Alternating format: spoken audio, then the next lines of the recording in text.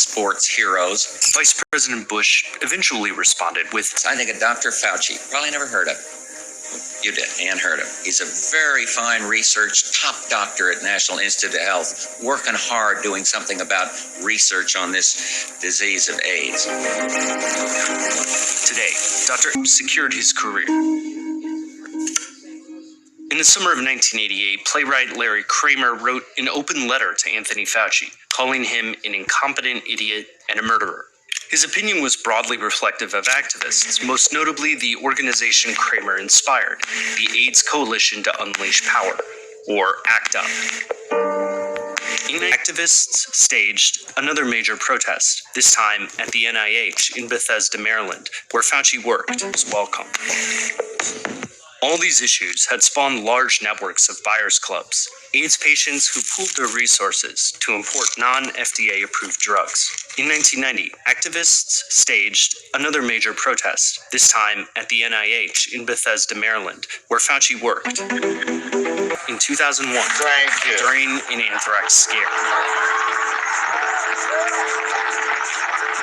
2 decades ago, Fauci was already the face of public health response to unusual diseases. That included everything from anthrax and flu updates to running the U.S. government's massive AIDS treatment program in Africa under President George W. Bush. All that's helped his relationship with activists. Fauci acquired immune deficiency syndrome. No one with AIDS has been cured. AIDS is now the leading cause of death. Acquired immune deficiency syndrome. No one with AIDS has been cured. AIDS is now the leading cause of death among young people in the acquired immune deficiency syndrome. No one with AIDS has been cured.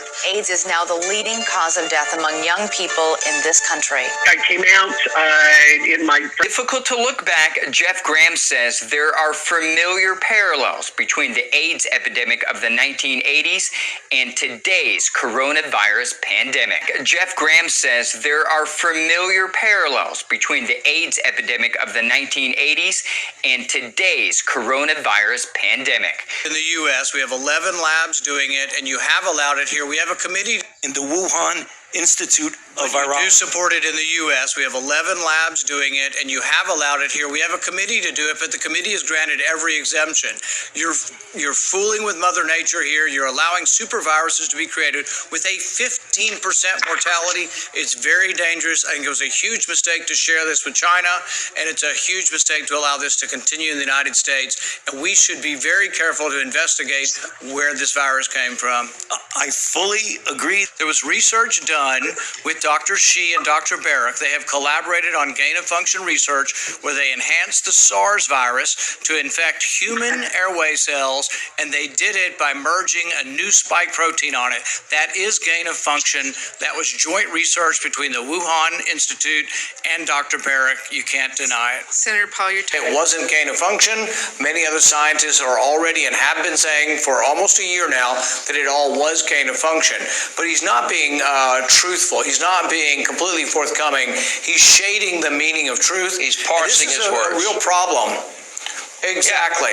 Dangerous. But you know what? The other danger is I've had 5 death threats just for being outspoken on it. This week I've had 5 death threats. I don't know what the world's coming to. You can't ask honest, difficult questions that in the end have turned and proved out that Dr. Fauci was not being honest with us. But as a repercussion, my family had white powder sent to our house and 5 death threats phoned in. And then guess what, kids? Once you take your vaccine, like a dumb person that doesn't know any better, they're going to tell you, sorry, the vaccine isn't as effective as we thought it was going to be. So now you still got to wear your mask, still got to get contact trace, still have all the restrictions and social distancing, and still take your vaccine. And then what did you get out of all of this? You got a whole year where you weren't allowed to travel, your business was closed, they took your rights and freedoms, they forced a vaccine on you, and what happened? The same amount of people died. Everything is the exact same, and now they're going to put you back on lockdown and bring it all the way till July of next year so they can do the same thing again. Bring you from July, August, and September, getting you off lockdown, but just to bring you back on lockdown again. If you idiots haven't figured it out yet, it's a perpetual cycle that you never get out of, and it's a way to take your rights, your freedoms, close your business, take your wealth. Why? So you become dependent on government. Why? If you're independent, the government works for you like it's supposed to.